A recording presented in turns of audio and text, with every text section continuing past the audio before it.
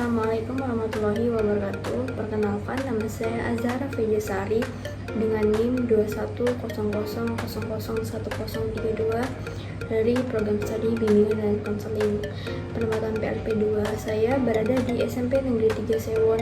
SMP Negeri 3 Sewon terletak di Sewon, Bantul, Daerah Istimewa Yogyakarta. SMP Negeri 3 Sewon merupakan salah satu sekolah menengah pertama yang sudah terakreditasi A dengan visi sekolah berprestasi, bertakwa, dan berkepribadian Indonesia.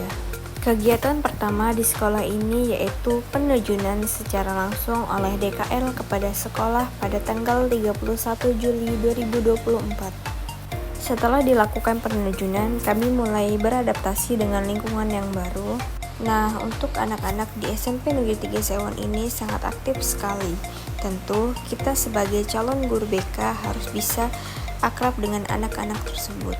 Kegiatan kami di pagi hari diawali dengan kegiatan 5S. Senyum, sapa, salam, sopan, dan santun. Di sini kami berkesempatan mengikuti kegiatan-kegiatan yang ada di sekolah. Salah satunya yaitu pengajian dan doa bersama memperingati Tahun Baru Islam 1448 Hijriah. Kami juga mengikuti kegiatan Jalan Sehat dan Jumat Bersih yang dilakukan di SMP Negeri 3 Sewon. Kemudian kami mengikuti upacara 17 Agustus 2024 di lapangan Krencak, Sewon, Bantul. Nah, tentu kita sebagai calon guru sebelum memberikan pembelajaran atau materi kepada peserta didik harus dapat menganalisis perangkat-perangkat yang akan diberikan untuk peserta didik. Di sini saya sedang menganalisis angket kebutuhan peserta didik atau yang biasa disebut dengan AKPD. Sebelum memberikan layanan, di sini saya sedang menganalisis video terkait materi apa sih yang cocok yang akan saya berikan kepada peserta didik. Setelah melakukan kegiatan analisis perangkat, sekarang saya sedang melakukan pengembangan perangkat sesuai dengan hasil analisis yang telah dilakukan dan didukung dari hasil AKPD peserta didik. Di sini saya sedang membuat lembar kerja peserta didik untuk diberikan ketika selesai memberikan layanan bimbingan klasikal ataupun bimbingan kelompok, karena biar peserta didik dapat merefleksikan materi yang telah saya berikan kepada peserta didik. Nah, sebelum saya melakukan layanan bimbingan klasikal, tentu saya akan melakukan presensi satu persatu terlebih dahulu kepada siswa-siswi yang ada di dalam kelas 7A agar saya bisa lebih mengenal lebih dalam kepada siswa-siswi tersebut. Sebelum masuk pada materi layanan bimbingan klasikal, saya sedikit memberikan ice breaking kepada siswa-siswi di kelas 7A agar lebih bersemangat lagi dalam mengikuti kegiatan layanan bimbingan klasikal ini. Di sini saya langsung masuk pada materi bimbingan klasikal di kelas 7A terkait materi cara belajar efektif, karena berdasarkan AKPD atau angket kebutuhan peserta didik yang telah saya sebarkan kepada peserta didik, tingkat belajar siswa di kelas 7A sangatlah rendah. Oleh karena itu, saya memberikan materi terkait cara belajar efektif ini.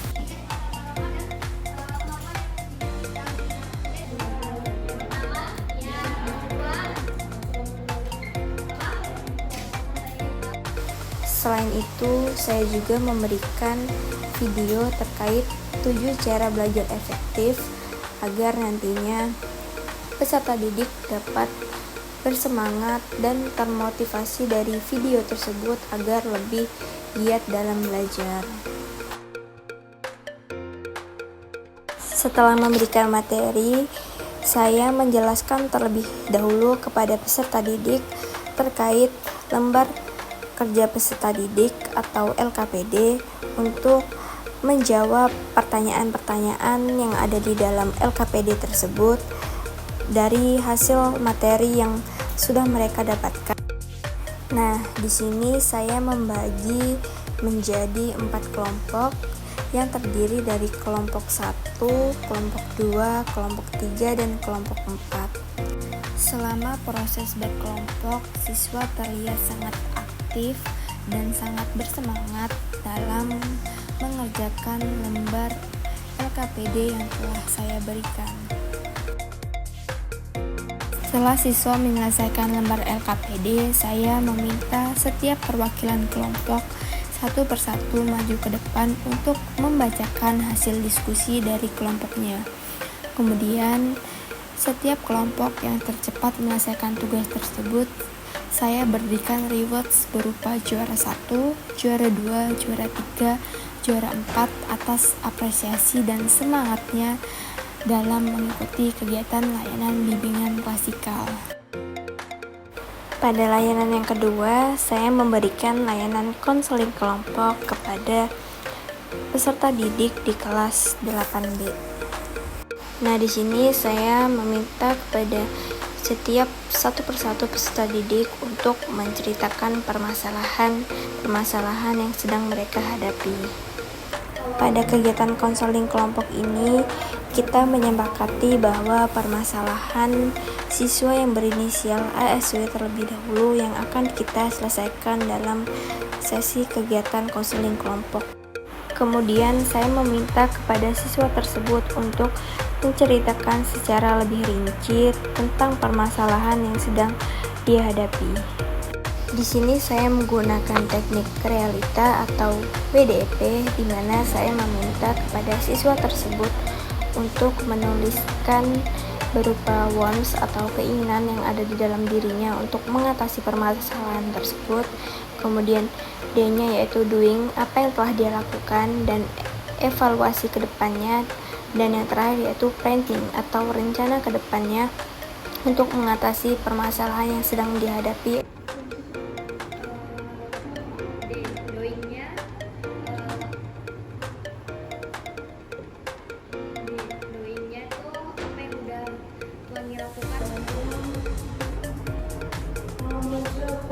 Nah, di sini teman-temannya memberikan semangat kepada temannya yang sedang memiliki masalah tersebut agar bisa lebih semangat lagi. Berikutnya adalah layanan bimbingan kelompok yang dilakukan dengan 6 siswa dari kelas 9C. Nah, pada layanan ini saya membahas tentang pemilihan studi lanjut. Layanan ini diberikan dengan tujuan agar dapat menambah wawasan siswa tentang pemilihan studi lanjut. Agar siswa tersebut juga tidak merasa kebingungan saat menentukan pemilihan studi lanjut setelah lulus dari SMP. Setelah menjelaskan materi tentang pemilihan studi lanjut, saya menjelaskan tentang lembar kerja peserta didik yang nantinya akan saya bagi menjadi 3 kelompok, di mana siswa tersebut dapat mengisi pemahaman apa saja yang telah mereka dapatkan dari materi yang telah saya berikan. Setelah siswa mengerjakan lembar LKPD, saya meminta siswa untuk menyimpulkan secara satu persatu tentang pemahaman apa saja yang telah mereka ambil dari materi yang sudah saya berikan, yaitu tentang pemilihan studi lanjut.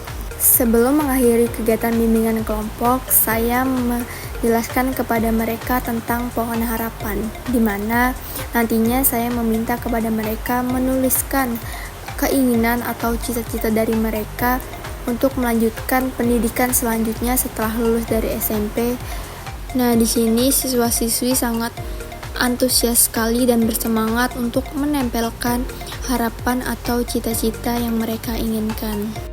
Pada kegiatan yang terakhir, saya melakukan proses konseling individu, yang mana di sini saya memberikan konseling kepada salah satu siswi yang ada di SMP Negeri 3 Sewon yang berinisial DPM, yang permasalahannya terkait bullying.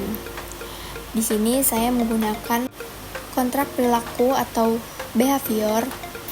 Siswi tersebut yang awalnya masih takut untuk bercerita, dan ketika saya ajak untuk mengobrol lebih dalam atau saya dapat mendekatkan diri dengan siswa tersebut, akhirnya siswa tersebut dapat menceritakan permasalahannya kepada saya, dan siswa tersebut berjanji tidak akan mengulangi kesalahannya.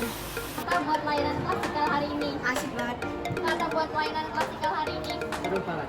Kata buat layanan klasikal jawaban. Satu kata buat pelajaran klasikal hari ini. Udah dipelajari. Satu kata buat pelajaran klasikal hari ini. Sangat mengedukasi. Kelompok hari ini tuh sangat seru, asik, dan menyenangkan sama teman-temannya. Dengan kelompok hari ini ya seru.